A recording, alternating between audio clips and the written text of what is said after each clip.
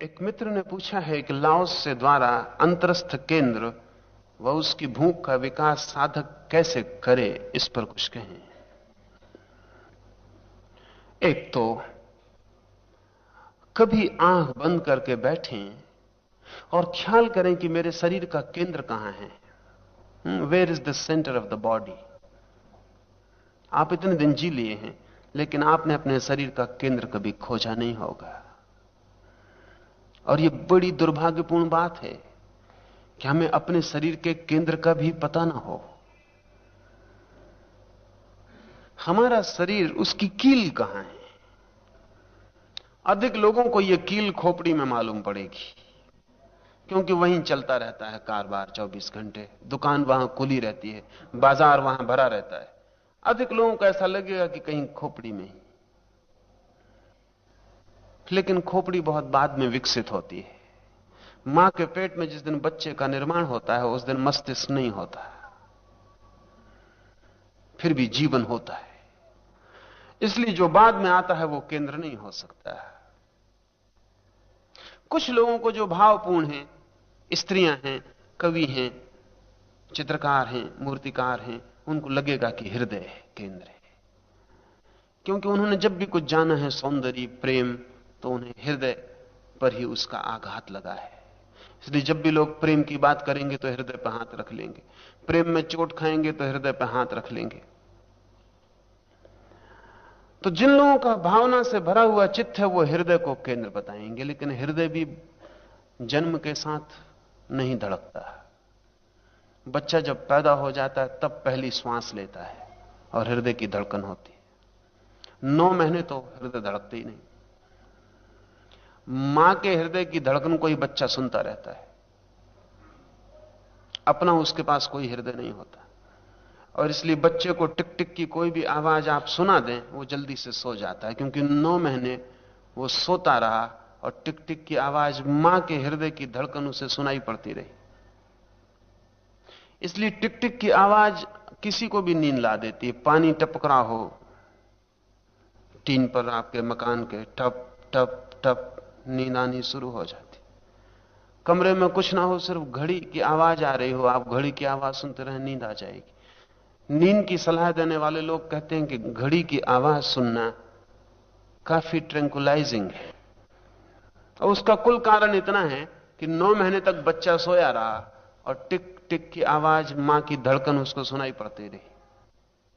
कोई हृदय भी बच्चे के पास नहीं है, लेकिन फिर भी जीवन है। इसलिए लाओस से कहता है, ना भी केंद्र है, ना तो हृदय और ना मस्तिष्क। नाभि से ही बच्चा मां से जुड़ा होता है। इसलिए जीवन की पहली झलक नाभि है, और वो ठीक है, वो वैज्ञानिक रूप से ठीक है। तो अपने भीतर खोजें। और लाओस से कहता है, साधना की पहली बात यह कि खोजते खोजते नाभि के पास अपने केंद्र को ले आएं। जिस दिन आपका असली केंद्र और आपकी धारणा का केंद्र एक हो जाएगा, उसी दिन आप इंटीग्रेटेड हो जाएंगे। जिस दिन फोकस मिल जाएगा, आपकी चित्त का केंद्र, सोचने का केंद्र और आपका असली केंद्र जिस दिन करीब आके मिल जाएंगे, उसी दिन आप पाएंगे कि आपकी जिंदगी बदल गई, आप दूसरे आदमी हो गए। ए न्यू ग्रेविटेशन, एक नई कशिश आपकी दुनिया में आ जाएगी। लाओसे को मानने वाले एक छोटा सा प्रयोग सदियों से करते रहे हैं, और वो प्रयोग बड़ा बढ़िया है। वो कहते हैं कि जब तक आपके भीतर केंद्र ही का ही आपको पता नहीं है, यू कैन नॉट ग्रो, तब तक आप में कोई विकास नहीं हो सकता। तो वो एक छोटा सा प्रयोग करते हैं। 2 छोटी सी आप हौज बना लें और पानी भर दें, बराबर एक मात्रा की हौज, एक सा पानी। एक हौज में एक लोहे का डंडा लगा दें बीच में केंद्र पर, और एक हौज में डंडा ना लगाएं, खाली रखें बिना केंद्र का। 2 मछलियां एक ही उम्र की, उन दोनों में छोड़ दें। आप हैरान होंगे, जिसमें डंडा लगा हुआ है उसकी मछली जल्दी बढ़ेगी, और जिसमें डंडा नहीं लगा उसकी मछली जल्दी नहीं बढ़ेगी। जिसमें डंडा लगा हुआ है वो मछली उसका चक्कर लगाती रहेगी दिन रात। केंद्र है, और केंद्र के आसपास वो घूमती चली जाती। जिस हौज में डंडा नहीं लगा है, उसकी मछली इधर उधर भटकती रहेगी, कहीं कोई केंद्र नहीं है जिसके आसपास घूम सके। उसकी ग्रोथ नहीं होगी, वो स्वस्थ नहीं होगी, बीमार रह जाएगी। ये हजारों साल से चलता हुआ प्रयोग है और सदा इसका एक ही परिणाम होता है कि जिसमें केंद्र है जिस हौज में, उसकी मछली स्वस्थ जल्दी विकसित होती है, ज्यादा ताजी, ज्यादा जीवंत होती है। लाओत्से के मानने वाले कहते हैं कि जिस व्यक्ति को अपने केंद्र का पता चल जाता है, उसकी चेतना उस केंद्र का इसी मछली की तरह चक्कर लगाने लगती और तब चेतना में विकास शुरू हो जाता है। जिनको केंद्र का ही पता नहीं है, वो उस मछली की तरह रह जाएंगे, बेजान, लोच, निर्जीव, क्योंकि कोई केंद्र नहीं है जिसके आसपास वो घूम सकें और विकसित हो सकें। उनको दिशा ही नहीं मालूम पड़ेगी, कहां जाएं, क्या करें, क्या हो जाएं, भटकेंगे वो भी। एक ही परिधि पर निरंतर परिभ्रमण से चेतना विकसित होती है। तो लाओत्से कहता है कि ये जो नाभि का केंद्र है, आपको पता चल जाए तो आपकी चेतना को एक एकाग्र गति मिल जाती है, एक कंसंट्रेटेड मूवमेंट। आपकी चेतना फिर वहीं घूमती रहती है। लाओत्से कहता चलो, लेकिन ध्यान नाभि का रखो, बैठो ध्यान नाभि का रखो, उठो ध्यान नाभि का रखो, कुछ भी करो लेकिन तुम्हारी चेतना नाभि के आसपास घूमती रहे। एक मछली बन जाओ और नाभि के आसपास घूमते रहो, और शीघ्र ही तुम पाओगे कि तुम्हारे भीतर एक नई शक्तिशाली चेतना का जन्म हो गया। इसके अद्भुत परिणाम हैं और इसके बहुत प्रयोग हैं। आप यहां एक कुर्सी पर बैठे हुए हैं, लाओत्से कहता है कि आपके बैठने का ढंग कुर्सी पर गलत है, इसलिए आप थक जाते। लाओत्से कहता है कुर्सी पे मत बैठो। इसका यह मतलब नहीं कि कुर्सी पे मत बैठो, नीचे बैठ जाओ। लाओत्से कहता है कुर्सी पे बैठो, लेकिन कुर्सी पे वजन मत डालो, वजन अपनी नाभि पे डालो। अभी आप यही प्रयोग करके देख सकते हैं। एम्फेसिस का फर्क है। जब आप कुर्सी पे वजन डाल के बैठते हैं तो कुर्सी सब कुछ हो जाती, आप सिर्फ लटके रह जाते हैं कुर्सी पर, जैसे खूंटी पर कोट लटका हो। खूंटी टूट जाए, कोट तत्काल जमीन में गिर जाए। कोट की अपनी कोई केंद्रीयता नहीं है, खूंटी केंद्र है। आप कुर्सी पे बैठते हैं लटके हुए कोट की तरह। लाओत्से कहता आप थक जाएंगे, क्योंकि आप चेतन मनुष्य का व्यवहार नहीं कर रहे और एक जड़ वस्तु को सब कुछ सौंपे दे रहे हैं। लाओत्से कहता है कुर्सी पे बैठो जरूर, लेकिन फिर भी अपनी नाभि में ही समाये रहो, सब कुछ नाभि पर टांग दो, और घंटों बीत जाएंगे और आप नहीं थकोगे। अगर कोई व्यक्ति अपनी नाभि के केंद्र पर टांग के जीने लगे अपनी चेतना को, मानसिक थकान विलीन हो जाएगी। एक अनूठा ताजापन उसके भीतर सतत प्रवाहित रहने लगेगा, एक शीतलता उसके भीतर दौड़ती रहेगी, और एक आत्मविश्वास जो सिर्फ उसी को होता है जिसके पास केंद्र होता है, उसे मिल जाएगा। तो पहली तो इस साधना की व्यवस्था है कि अपने केंद्र को खोज लें, और जब तक नाभि के करीब केंद्र ना आ जाए, ठीक जगह नाभि से 2 इंच नीचे, ठीक नाभि भी नहीं, नाभि से 2 इंच नीचे, जब तक केंद्र ना आ जाए तब तक तलाश जारी रखें, और फिर इस केंद्र को स्मरण रखने लगें। सांस लें तो यही केंद्र ऊपर उठे, सांस छोड़ें तो यही केंद्र नीचे गिरे। तब एक सतत जप शुरू हो जाता है, सतत जप। श्वास के जाते ही नाभि का उठना, श्वास के लौटते नाभि का गिरना। अगर इसका आप स्मरण रख सकें, कठिन है शुरू में, क्योंकि स्मरण सबसे कठिन बात है, और सतत स्मरण बड़ी कठिन बात है। आमतौर से हम सोचते हैं कि नहीं ऐसी क्या बात है, मैं एक आदमी का नाम 6 साल तक याद रख सकता हूं। यह स्मरण नहीं है, यह स्मृति है। इसका फर्क समझ लें। स्मृति का मतलब होता है, आपको एक बात मालूम है, वो आपने स्मृति के रिकॉर्डिंग को दे दी, स्मृति ने उसे रख ली, आपको जब जरूरत पड़ेगी आप फिर रिकॉर्ड से निकाल लेंगे और पहचान लेंगे। स्मरण का अर्थ है सतत, कांस्टेंट रिमेंबरिंग। आप जरा कोशिश करें, एक 5 मिनट के लिए प्रयोग करें कि मैं अपने पेट के उठने और गिरने को ख्याल रखूंगा, भूलूंगा नहीं। 2 सेकंड बाद आप पाएंगे आप भूल चुके हैं, कुछ और कर रहे हैं। फिर घबराहट आएगी कि ये तो मैं भूल गया, 2 सेकंड भी याद नहीं रख सका, श्वास अभी भी चल रही है, पेट अब भी हिल रहा है, लेकिन आप कहीं गए। फिर लौटा लाएं अपने स्मरण को। अगर आप निरंतर प्रयास करें तो धीरे धीरे धीरे धीरे सेकंड सेकंड आपका स्मरण बढ़ेगा। और जिस दिन आप कम से कम 3 मिनट सतत मुतबातिर, एक क्षण को भी बिना चूके, 3 मिनट कोई लंबा वक्त नहीं, लेकिन जब प्रयोग करेंगे तब आपको पता चलेगा कि 3 साल से भी लंबा मालूम पड़ेगा। एक दफे भी चूके नहीं, 3 मिनट केवल, तो आपको पता चलेगा कि अब आपको केंद्र का ठीक ठीक अनुभव होना शुरू हो गया। और तब सब शरीर अलग और केंद्र अलग झलकने लगेगा। और यह केंद्र ऊर्जा का केंद्र है। इससे जो संयुक्त है उसकी महिमा अपार है, क्योंकि वो निरंतर अनंत ऊर्जा को उपलब्ध कर रहा है। तो एक तो सतत स्मरण रखें नाभि के केंद्र का, और उसके आसपास ही अपनी चेतना को परिभ्रमण करने दें। वही मंदिर है, उसकी ही परिक्रमा जारी रखें। कुछ भी हो जाए, क्रोध हो, घृणा हो, वैमनस्य हो, ईर्षा हो, दुख हो, सुख हो, लाओस से कहता है हर हालत में कुछ भी हो, पहला काम नाभि पे लौटने का करें, फिर दूसरा काम कुछ भी करें। किसी ने खबर दी कि परिजन मर गए, तो पहला नाभि पे जाएं और फिर इस खबर को ग्रहण करें। और तब लाओस से कहता है कोई भी मर जाए चित्त पर कोई चोट नहीं पहुंचेगी।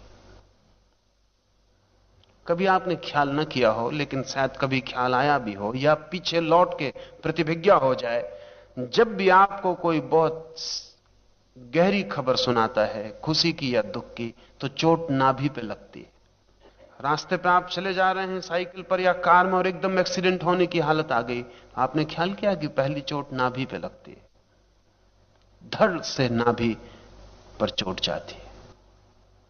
नाभि कंपित होती है तभी सब कुछ कंपित होता है। लाओस से कहता है जब भी कुछ हो तो आप सचेतन रूप से पहले नाभि पे जाएं, पहला काम नाभि, फिर दूसरा कोई भी काम। तो न सुख आपको सुखी कर पाएगा इतना कि आप पागल हो जाएं, न दुख आपको दुखी कर पाएगा इतना कि आप दुख से एक हो जाएं। तब आपका केंद्र अलग और परिधि पर घटने वाली घटनाएं अलग रह जाएंगी और आप साक्षी मात्र रह जाएंगे। योग कहता है साक्षी की साधना करो, लाओस से कहता है सिर्फ नाभि को सतत स्मरण रखो, साक्षी की घटना फलित हो जाएगी, घटित हो जाएगी। ये जो नाभि का केंद्र है, जिस दिन ठीक ठीक पता चल जाए उसी दिन आप मृत्यु और जन्म के बाहर हो जाते, क्योंकि जन्म के पहले यह नाभि का केंद्र आता है और मृत्यु के बाद यही बचता है, बाकी सब खो जाता है। तो जो व्यक्ति भी इस केंद्र को जान लेता है वो जान लेता है न तो मेरा जन्म है और न मेरी मृत्यु है, वो अजन्मा और अमृत हो जाता है। सतत स्मरण रखें, केंद्र को खोजें, सतत स्मरण रखें। पहली बात केंद्र को खोज लें, दूसरी बात स्मरण रखें, तीसरी बात बार बार जब स्मरण खो जाए तो स्मरण खोता है इसका भी स्मरण रखें। वो थोड़ा कठिन पड़ेगा। जैसे कि आप किसी चीज पे ध्यान दे रहे हैं तो लोग मेरे पास आते हैं, वो कहते हैं हमने नाभि पे ध्यान दिया, लेकिन वो खो जाता है, फिर क्या करें? तो उनसे मैं कहता हूं खो गया, इसको भी स्मरण रखें कि अब खो गया, इसको भी ध्यान का हिस्सा बनाएं। Be attentive of the inattention also. वो जो घटना घट रही है खोने की, उसको भी ध्यानपूर्वक, उसको भी गैर ध्यानपूर्वक मत खोने दें। जब भी चूक जाएं तत्काल स्मरण करें कि चूक गया, वापस लौट जाएंगे, कुछ और करने की जरूरत नहीं, सिर्फ इतना स्मरण कि चूक गया, स्मरण वापस लौट आएगा, धारा फिर जुड़ जाएगी। और तीसरी बात, जब स्मरण पूरा हो जाए, केंद्र स्पष्ट दिखाई पड़ने लगे, अनुभव होने लगे, तो सब कुछ केंद्र के लिए समर्पित कर दें, सरेंडर कर दें। उस केंद्र को ही कह दें कि तू ही मालिक है, अब मैं छोड़ता हूं। और यह आसान हो जाता है। समर्पण बहुत कठिन है जब तक केंद्र का पता ना हो। लोग कहते हैं परमात्मा के लिए समर्पण कर दो, लेकिन परमात्मा का कोई पता नहीं। जिसका पता नहीं उसके लिए समर्पण कैसे कर दो? और परमात्मा आ भी जाए तो भी समर्पण आपको करना हो तो मालिक तो आप ही बने रहते हैं समर्पण के भी। अगर कल दिल नाराज हो जाए और लगे कि ये परमात्मा कुछ अपनी मनपसंद का नहीं, तो अपना समर्पण वापस ले सकते हैं कि छोड़ो, हमने अपना समर्पण वापस लिया। देने वाले हम थे, ले भी हम सकते हैं। क्या परमात्मा करेगा? क्या अगर आप अपना समर्पण वापस ले लें तो परमात्मा करेगा क्या? तो जो समर्पण वापस भी लिया जा सकता है वो समर्पण तो नहीं है, वो दिया ही नहीं गया कभी। लाओत्से की प्रक्रिया अलग है। लाओत्से कहता है जिस दिन इस केंद्र का पता चलता है उस दिन समर्पण करना नहीं पड़ता। आपको अनुभव होने लगता है कि केंद्र मालिक है ही, मेरे बिना केंद्र सब कुछ कर रहा है। श्वास ले रहा है, छोड़ रहा है, जीवन की धारा चल रही, नींद आ रही, जागरण आ रहा है, जन्म हो रहा, मृत्यु हो रहा, सब केंद्र कर रहा है मेरे बिना कुछ किए। तो अब समर्पण का क्या सवाल है? समर्पण हो जाता है। तो तीसरी आखिरी जो घटना है इस साधना में वो है केंद्र के प्रति समर्पण को अनुभव कर लेना। फिर अहंकार के बचने का कोई उपाय नहीं, कोई उपाय ही नहीं। ऐसी समर्पित अवस्था में व्यक्ति परम सत्ता को उपलब्ध हो जाता है।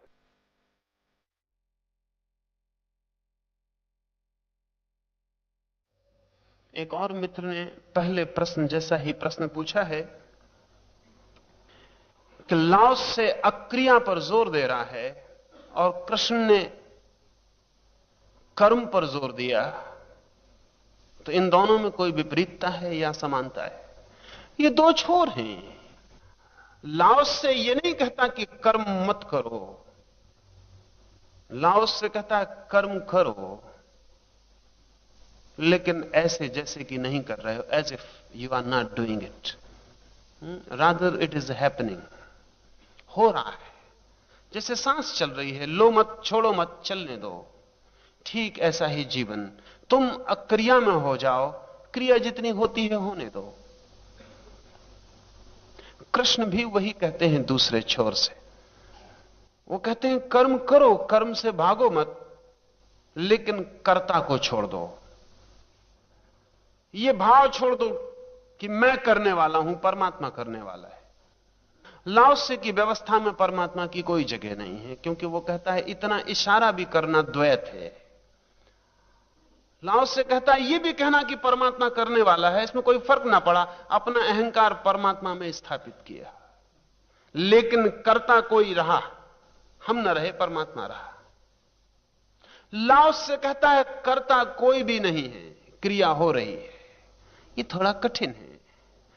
हमें आसानी पड़ती है कि हम करता नहीं, कोई हर्ज नहीं, परमात्मा करता है। लॉजिक हमारा जारी रहता है, तर्क हमारा जारी रहता है कि हम न रहे करता, वो है करता।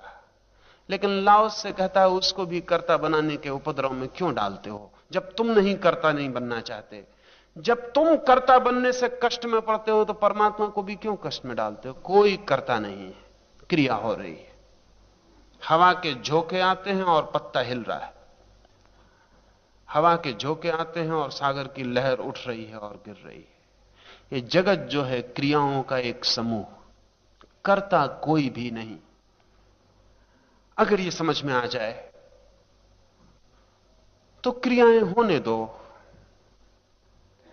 करने वाले भी तुम नहीं हो, छोड़ने वाले भी तुम नहीं हो, जो हो रहा है उसे होने दो और देखते रहो, तो वही स्थिति बन जाएगी।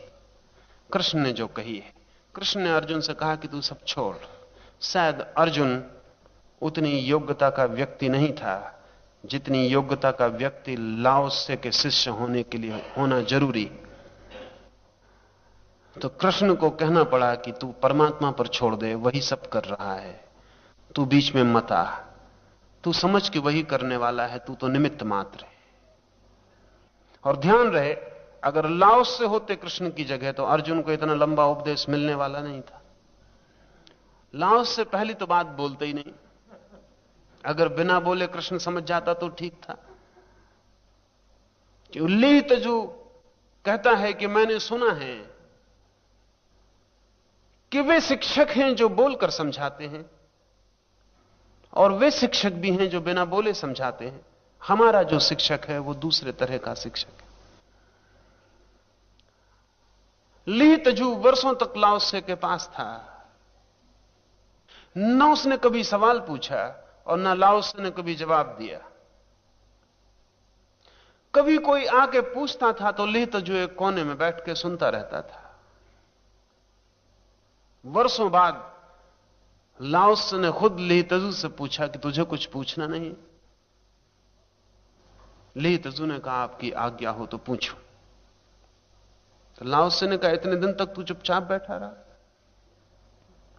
तो ली तजू ने कहा कि आपके पास चुपचाप बैठकर इतना समझने को मिल रहा था कि बोल के मैंने बाधा न डालनी चाहिए। बोलता तो बाधा पड़ती। लाओसे ने कहा कि इसलिए अब मैं तुझसे कहता हूं कि तू पूछ सकता है। जिसको बोलने से बाधा पड़ने लगी वो बोलने की बीमारी से मुक्त हो गया। अब बातचीत हो सकती।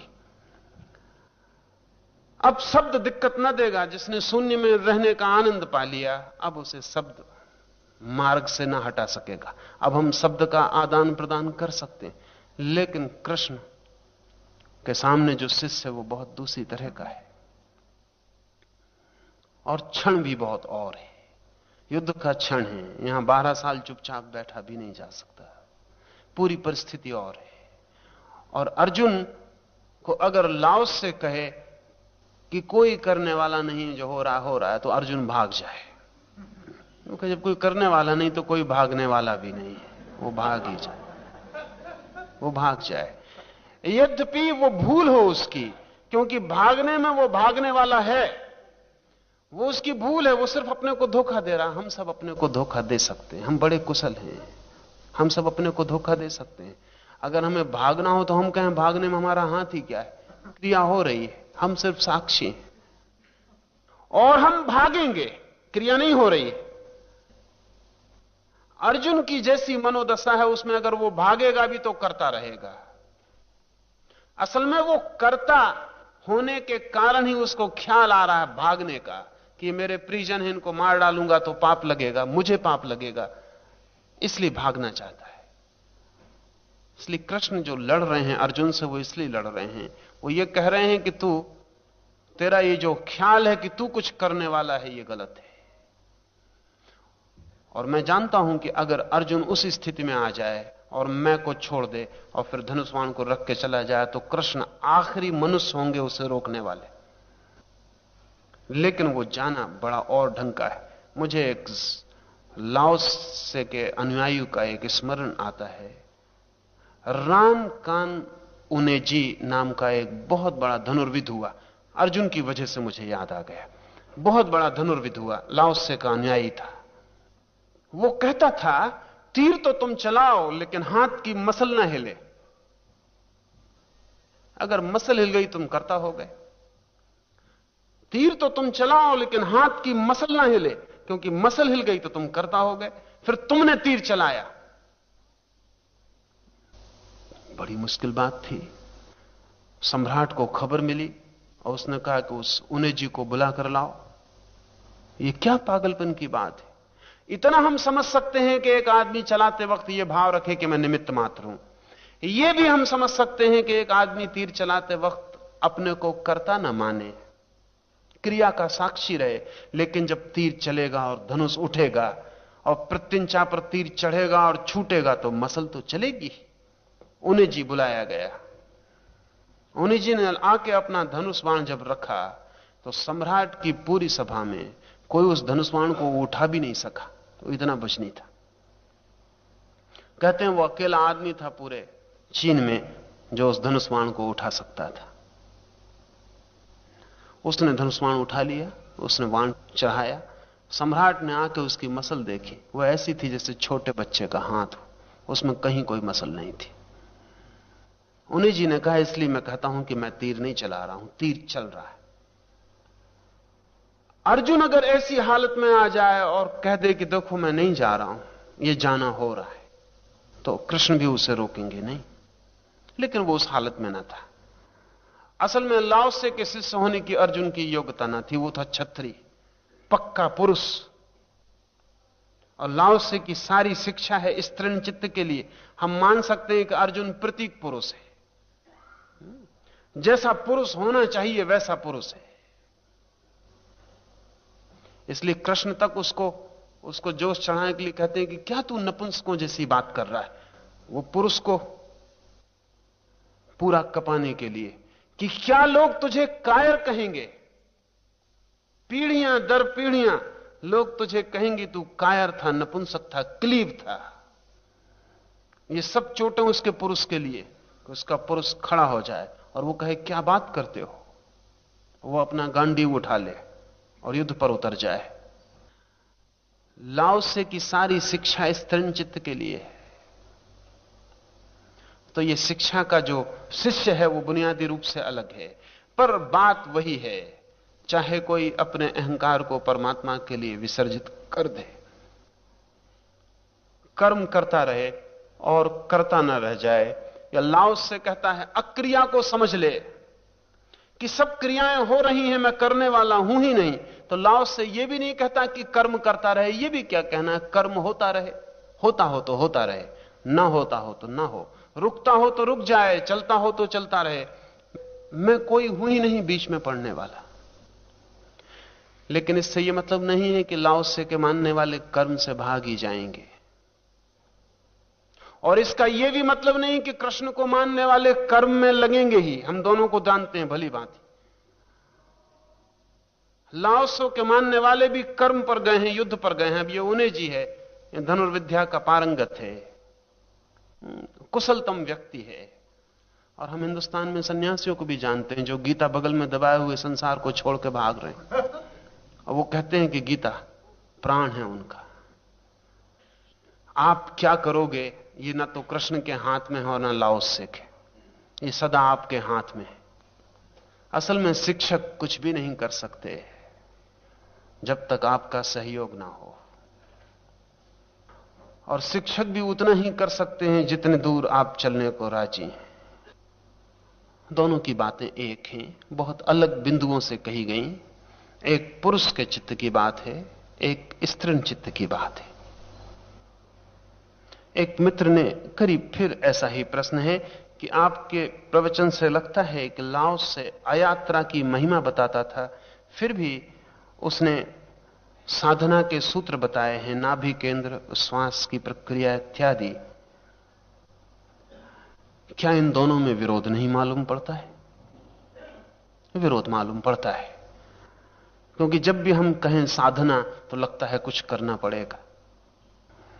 यह हमारी भाषा की भूल है। असल में भाषा में अक्रिया के लिए कोई शब्द नहीं है, अक्रिया के लिए कोई शब्द नहीं है, सब शब्द क्रियाओं के। अगर हम एक आदमी को कहते हैं कि अच्छा आप सो जाओ, तो मतलब होता है कि अब सोना पड़ेगा, सोने के लिए कुछ करना पड़ेगा। सोना एक क्रिया है, लेकिन हम सब जानते हैं कि सोना क्रिया नहीं है, और कोई भी कोशिश करके सो नहीं सकता है। ये किसी दिन कोशिश करके देखें, जितनी कोशिश करेंगे उतनी ही नींद मुश्किल हो जाती है। तो सोना क्रिया तो नहीं है, लेकिन भाषा में क्रिया है। सोने का मतलब भी वैसे ही होता है कि एक काम है, जैसे चलना, उठना, खाना, पीना, ऐसे ही सोना।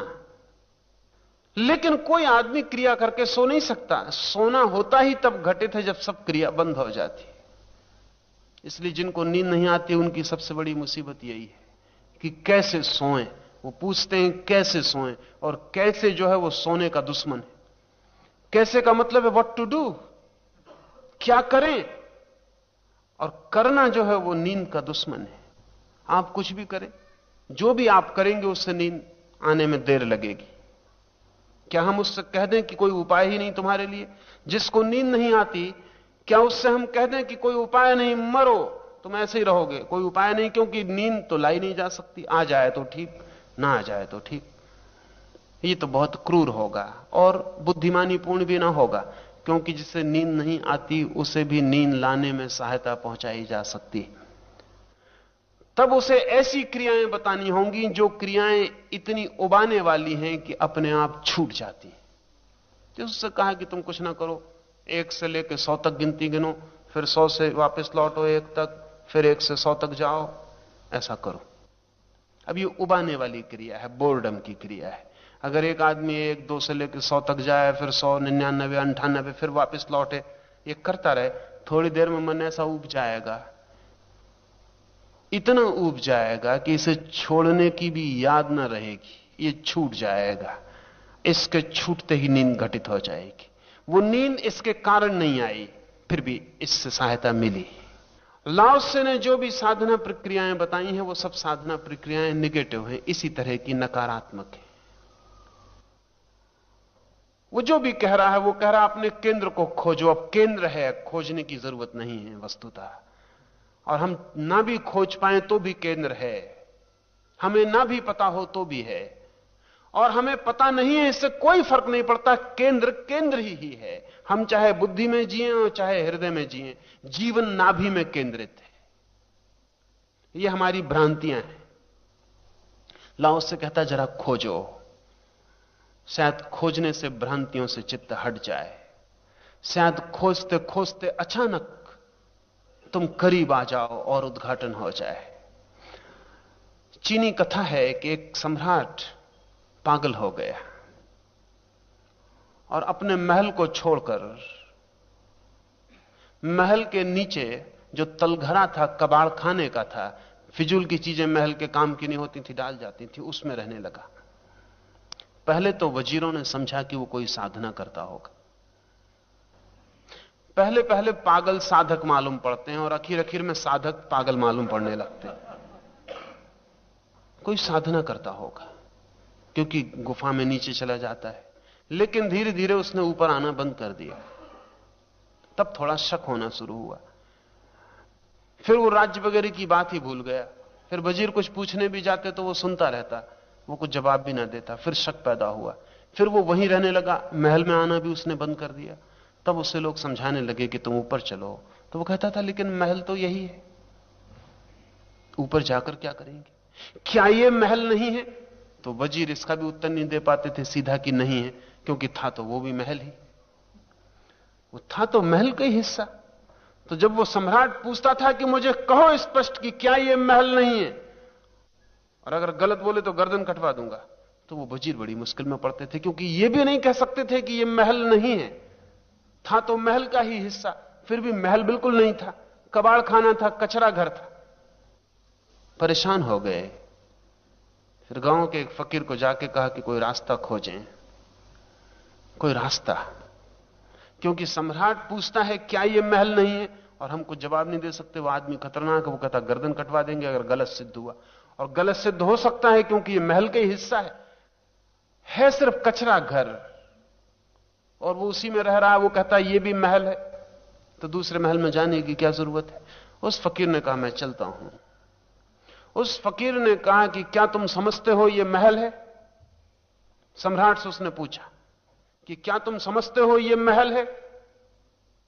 और अगर गलत बोले तो ऐसा अभिशाप दूंगा कि यहीं सांस बंद हो जाएगी। सम्राट ने चारों तरफ गौर से देखा, कहने के पहले सिवाय कचरा कबाड़ के वहां कुछ भी नहीं था। उसको भी लगा कि इसको कैसे महल कहें, इसे महल कैसे कहें, ये महल है। और झूठ भी नहीं बोल सकते, और ऐसे तो ये भी महल का हिस्सा है। उसने फकीर से कहा कि तुमने मुझे मुश्किल में डाल दिया। फकीर ने कहा हम कुछ भी नहीं कर रहे हैं, हम वही तर्क का उपयोग कर रहे हैं जिससे तुम अपने वजीरों को मुश्किल में डालते रहे। अब तुम कृपा करके एक काम करो, ये महल है या नहीं कुछ तय नहीं होता, क्योंकि वजीर जवाब नहीं दे पाते, तुम भी जवाब नहीं दे पाते। एक तुम मेरे साथ ऊपर आओ, हम उस पूरी जगह को देख लें जिसके संबंध में दावा है महल होने का, फिर पीछे निर्णय कर लेंगे। लाओ से यही कह रहा है। वो ये नहीं कह रहा कि केंद्र आपका कहां है ये कोई तय करना है, वो तय ही है। लेकिन जरा आप नीचे उतर आओ और एक बार उस केंद्र को देख लो, फिर कुछ तय नहीं करना पड़ेगा कि केंद्र कहां है और क्या है। और ये नीचे उतर आना एक वापसी है, just coming back to home, घर की तरफ वापसी है। तो लाओ से कहता है ये कोई साधना भी क्या है, अपने घर वापस लौट रहे हैं जो सदा से अपना है। ये कोई क्रिया भी नहीं, लेकिन फिर भी आदमी जैसा है, जिस उलझन में है, वहां उसे किसी क्रिया के बहाने की जरूरत है। कोई बहाना उसे मिल जाए। वो फकीर बहाना बन गया, सम्राट ऊपर चला गया और उसने फिर नीचे जाने से इंकार कर दिया। उसने कहा कि कोई दुनिया उसे कहे कि महल है, अब मैं वहां वापस जाने को नहीं हूं। मैं भूल ही गया था कि महल ऊपर है, मैं भूल ही गया था। सिर्फ विस्मरण है, सिर्फ विस्मरण है। एक मौका चाहिए स्मरण का, एक सुविधा चाहिए, उस सुविधा का नाम साधना है। वो नकारात्मक है। आपको किसी मित्र का नाम याद नहीं आ रहा, आप सिर पचाए डाल रहे हैं, सिर ठोंक रहे हैं, माथा रगड़ रहे हैं, नाम याद नहीं आ रहा। मैं आपसे कहता हूं कि ऐसा करो, जरा इसे छोड़ो। मैं तुम्हें एक साधना बताता हूं जिससे मित्र का नाम याद आ जाएगा। वो पूछता है क्या साधना? तो मैं उससे कहता हूं तुम जरा अपनी खुरपी उठा लो, जाके बगीचे में थोड़ी मिट्टी खोदो।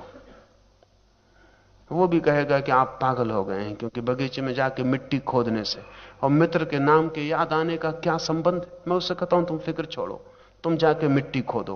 वो मिट्टी खोदने लगता, अचानक मित्र का नाम याद आ जाता है। क्या खुरपी और मिट्टी खोदने से मित्र का नाम याद आ गया? Is there any causal link? कोई कार्य कारण का संबंध है? नहीं, लेकिन फिर भी संबंध है। असल में जब वो मिट्टी खोदने में लग गया तो एक स्थिति पैदा हुई जिसमें मन का तनाव चला गया। जब वो कोशिश कर रहा था कि नाम याद आए तो वो इतना तन गया था, इतना सकरा हो गया था कि उसमें से नाम आ भी नहीं सकता था। हम अनेक बार कहते हैं कि जीप पे रखा हुआ है। अब जब जीप पे रखा हुआ है तब और क्या दिक्कत है, निकालिए। लेकिन आप कहते हैं जीप पे रखा हुआ है, निकल नहीं रहा। आपकी जीप पे रखा है, किसी और की जीप पे रखा है, और आपको पक्का पता है। आप कहते हैं मुझे पता है कि बिल्कुल जीप पे रखा हुआ है, याद आ रहा है, फिर भी क्या गड़बड़ हो रही? इतने तन गए हैं आप, इतने तनाव से भर गए हैं कि चेतना का रूप बिल्कुल सकरा हो गया है, उसमें से एक नाम भी नहीं निकल पा रहा। वो नाम रखा हुआ है, आपको बिल्कुल उसकी धड़कन मालूम पड़ रही, वो नाम आपको छू रहा है, आपको सब कुछ मालूम पड़ रहा है कि वो नाम ये रहा, लेकिन जरा सा इंच भर का फासला आपके और उसके बीच में, और उस बीच में आप इतने तन गए हैं कि जगह नहीं है। आपसे कहा खुरपी लेके बगीचे में लग जाओ, आप खुरपी में उलझ गए, बगीचे में उलझ गए, वो तनाव हट गया, वो जो बीच में ग्रंथि बन गई थी वो हट गई, नाम ऊपर आ गया। अब सवाल यह है कि खुरपी और मिट्टी खोदने से इस नाम के आने का कोई भी संबंध है? कोई भी संबंध नहीं है। फिर भी संबंध है, और संबंध नकारात्मक है। मिट्टी खोदने ने सिर्फ आपके ध्यान को दूसरी तरफ हटा दिया, बस आप भीतर शिथिल हो गए, शांत हो गए, विश्राम मिल गया। उस विश्राम में बबलिंग, भीतर का बबूला ऊपर आ गया और नाम आपको याद आ गया। इसलिए अक्सर ऐसा हो जाता है कि आपको सब पता रहता जब तक आपसे कोई पूछे ना। पूछा किसी ने कि सब गड़बड़ हो जाता। इंटरव्यू के पहले बाहर कतार में खड़ा हुआ वो जो आदमी इंटरव्यू देने आया, उसको सब पता होता है। दरवाजे के भीतर पैर रखा कि सब खो जाता। लौट के जब वो दरवाजे के बाहर फिर पैर रखता, वो कहता हद हो गई, इतने से दरवाजे में क्या हो जाता है? ये आदमी वही का वही है, इसकी बुद्धि को हो क्या जाता है?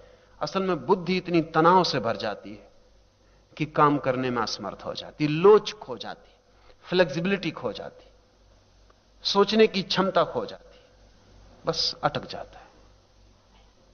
वो जो अटकाव है वो बाहरी नहीं है, भीतर की व्यवस्था का अटकाव है। इस व्यवस्था को तोड़ने के उपाय हैं, सब साधनाएं इस व्यवस्था को तोड़ने के उपाय हैं। ज़ैन फकीर अपने साधकों से कहते रहे हैं, जब भी कोई साधक आएगा तो ज़ैन फकीर उससे कहते हैं कि तू ब्रह्म और आत्मा की बात मत कर, कुछ दिन हम तुझसे जो कहते हैं वो कर। लकड़ी फाड़, पानी भर के ला, गड्ढा खोद, खाना बना, गाय का दूध धो, बगीचे की संभाल कर, खेती बाड़ी कर, ब्रह्म ज्ञान कुछ दिन बंद। और कई बार ऐसा होता है कि साल भर वो आदमी सिर्फ लकड़ी फाड़ता रहता है, पानी की धोता रहता है, जानवर चराने चला जाता है, साल भर। वो था किसी यूनिवर्सिटी का प्रोफेसर, उसने कभी सोचा भी नहीं था कि लकड़ी काटनी पड़ेगी और घास छोड़ना पड़ेगा, लेकिन साल भर वो ये करता रहता। साल भर में वो जो प्रोफेसरपन था, वो जो पागलपन था, वो छिटक जाता। लकड़ी काटते में अब क्या करेगा? प्रोफेसर हो भी कैसे सकता है आदमी लकड़ी काटता रहे? कोई जरूरत भी नहीं है, कोई इसमें कोई बुद्धिमानी की, कोई डिग्री की, कोई ज्ञान की कोई भी जरूरत नहीं। लकड़ी ही काट रहा है, आरा चलता रहता है, लकड़ी भी कटती रहती है, प्रोफेसर भी कटता जाता है, लकड़ी भी गिरती जाती है, प्रोफेसर भी गिर जाता है। साल भर बाद वो निपट आदमी हो जाता है, सरल आदमी। उसका गुरु उससे पूछता, अब तू पूछ, अब तू सुन सकेगा, समझ सकेगा, क्योंकि अब तू खुला, अब तू एक खुले आकाश की भांति हो गया। जब तू आया था तू एक बंद घर था जिसमें कोई द्वार दरवाजे नहीं थे। तो सारी साधना का उपाय, लाओसे की नकारात्मक साधना का उपाय इतना ही है कि हम किस भांति उस अवस्था को पैदा कर लें जिसमें हमारे भीतर जो ब्लॉकिंग, जो जगह जगह अटकाव खड़े हो गए हैं, वो टूट जाएं, वो बिखर जाएं। बस समझ लें कि नदी की एक धार है और बर्फ जम गई है और अब धार नहीं बहती। क्या करें? सुबह की थोड़ी प्रतीक्षा करनी पड़े, सूरज निकले, नई परिस्थिति हो, सूरज की धूप पड़े, धार पिघल जाए, फिर बहने लगे। हम भी बस फ्रोजन, कहीं कहीं धार बिल्कुल अटक गई, रुक गई है, तो परिस्थिति बदलनी पड़े कि पिघल जाए धार और बह जाए। इसलिए परिस्थिति का परिवर्तन कभी बड़े अद्भुत परिणाम लाता है, अद्भुत परिणाम लाता है। गुरजीएफ के पास एक लेखिका कैथरीन मैन्सफील्ड, बड़ी लेखिका, नोबेल प्राइज विनर, वो साधना के लिए आई। अब नोबेल प्राइज विनर लेखिका हो तो जरा ढंग की सोच समझ के साधना देनी चाहिए, पर गुरजीएफ जैसे लोग बिल्कुल बेढंगे होते। गुरजीएफ ने उससे कहा कि बस तू एक काम कर कि सामने जो सड़क है उसको कूट, उसके गिट्टी पत्थर निकल गए, उनको बिल्कुल जमा डाल। उसने सड़क देखी, उसके प्राण के छक्के छूट गए। लंबी सड़क थी। उसने पूछा कि कितने समय मुझे करना पड़ेगा? गुरजीएफ ने कहा, जब तक मैं आवाज ना दूं तब तक तू अपने जारी रखा कर। जब मैं आवाज दे दूं कि बस बंद, तो तू बंद कर दिया कर। और ध्यान रखना, अगर आधी रात सोते भी मैं कहूं कि उठ और शुरू कर, तो फिर शुरू कर देना है। और उसने कहा कि ये कितने दिन में पूरी हो? गुरजीएफ ने कहा, उसकी फिक्र मत कर, क्योंकि कई लोग इसको उखाड़ने की साधना में भी लगते, इसकी तो फिक्र ही मत। ये सड़क कभी सुधरती नहीं, इसमें तू इधर जमाती रहेगी, उधर दूसरा तेरे सामने ही उखाड़ता रहेगा। और जब दूसरे दिन वो सुबह साधना में लगी तो हैरान हो गई, वो जमा नहीं पाती है कि दूसरे उसको उखाड़ रहे हैं। वो सड़क वैसी की वैसी है, पसीना पसीना हो जाती। कई बार देखती है कि गुरजीएफ उसको आवाज दे, मगर वो अपने मजे से बैठा हुआ सिगरेट पीता रहे, वहीं बैठा हुआ आराम कुर्सी पर, वो अपना धुआं उड़ा रहा है और वो पसीना पसीना चूरा। कभी उसने जिंदगी में पत्थर नहीं कूटे, कभी सड़क नहीं बनाई, हाथ में फफोले आ गए हैं, लहूलुहान हुए जा रही। कई बार वो आवाज निकालती है कि शायद उसकी आह सुन ले, मगर वो अपना धुआं उड़ाता चला जाता। वो उसकी तरफ भी नहीं देखता कि वो वहां है भी। वो अपने हाथ देखती है, आह करती है कि किसी तरह हाथ देख ले कि फफोले पड़ गए, वो देखते ही नहीं उसकी तरफ। सांझ हो गई, सूरज ढलने लगा और वो है कि बैठा हुआ है और वो अपना कर रही। कोई 8 बजे उसने आवाज दी कि बस मैन्सफील्ड। वो आई अंदर तो आशा रखती है कि वो कहेगा बहुत मेहनत की, पसीने पसीने डूब गई, हाथ में खून आ गया है, लेकिन वो कुछ नहीं बोलता, वो कुछ बोलते नहीं। और रात 2 बजे जाकर उसको फिर बिस्तर से उठा देता है कि वापस काम पर चलो। मैन्सफील्ड कहती है कि मैं कितने दिन टिक पाऊंगी, यहां जिंदा रहना मुश्किल मालूम पड़ता है। गुरजीएफ ने कहा कि तुझे मिटाने का ही हम उपाय कर रहे हैं, और अगर तू राजी रही तो तू तो मिट जाएगी, लेकिन उसको जान लेगी जो कभी नहीं मिटता है। और 3 महीने बाद जब मैन्सफील्ड लौटी तो उसने वक्तव्य दिया कि वह आदमी अजीब है, उसने मेरा सब पुराना नष्ट कर दिया, मैं बिल्कुल नई होकर लौटी हूं। और उसकी बड़ी कृपा थी, क्योंकि मैं सोचती थी कि शायद वो मुझे कुछ अपनी किताबों के काम में लगाएगा, कुछ साहित्य के काम में लगाएगा। अगर उससे मुझे साहित्य किताब के काम में लगाया होता तो मैं वापस लौट आती। उसने मुझे ऐसे विपरीत काम में डाल दिया कि मेरा सब नोबेल प्राइज और मेरी सारी प्रतिष्ठा और सारी इज्जत सब मिट्टी में मिल गई। 3 महीने वो सड़क ही कूट रही थी, और उस सड़क को जिसको वो सुबह पाएगी कि सब उखड़ी पड़ी है, फिर वहीं से काम शुरू कर देना। बड़ा निराशाजनक काम था। सफलता तो मिल ही नहीं सकती थी उसमें, सड़क कभी पूरी हो नहीं सकती थी, लेकिन बिल्कुल विपरीत था और चित्त को तोड़ने में सही होगा। 3 महीने में वो भूल गई थी। 3 महीने बाद उसने लिखा है कि उसी रास्ते से लोग गुजरते थे। जिस दिन पहले दिन मैं सड़क खोद रही थी तो मुझे पता था कि मैं नोबेल प्राइज विनर लेखिका हूं। 3 महीने बाद लोग वहां से गुजरते थे, मुझे यह भी पता नहीं था कि मैं कौन हूं। मैं राजी हो गई थी कि मैं एक सड़क पर गिट्टी जमाने वाली औरत हूं और कुछ भी नहीं हूं। और उसने मेरे सारे अहंकार को पिघला दिया। तो सवाल कुल इतना है कि कैसे हमारे भीतर जो इकट्ठा हो जाता है वो पिघल जाए और हम तरल हो जाएं, लिक्विड हो जाएं, फिर बहने में समर्थ हो जाएं।